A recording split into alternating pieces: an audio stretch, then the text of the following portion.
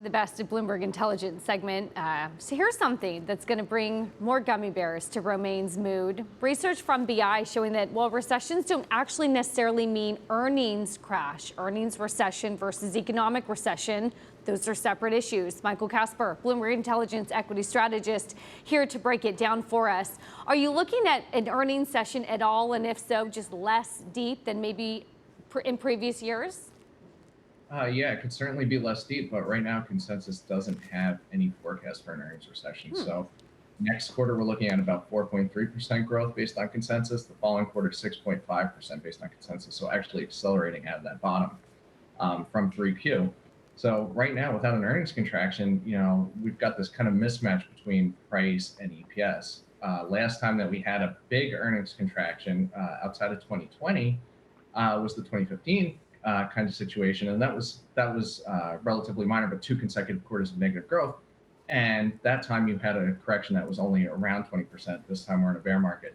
So some of the recessions that we're looking at, specifically 75, 80, 81, had relatively minor EPS contractions from peak to trough. And those are the most similar, I think, at least to today's recession.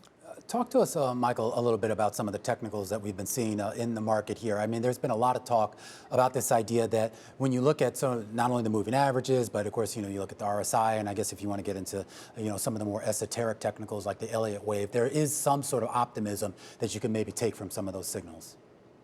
Yeah, so basically what we saw this week was a test of the support level around 3,900, 3,940.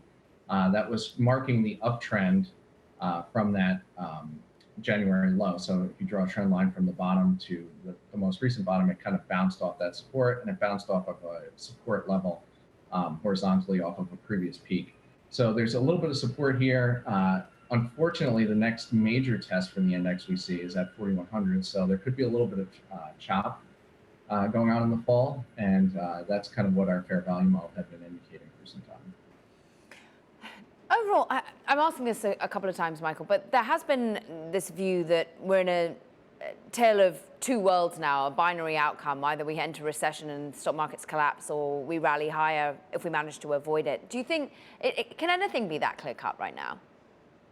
I don't think it's that clear cut. I mean, this recession is unique. I think every recession is unique. Obviously, 2009 was a financial crisis, and that's the last kind of more run-of-the-mill recession outside of everybody being locked down in 2020 that everyone's kind of looking to. But this one's pretty unique. Inflation's high.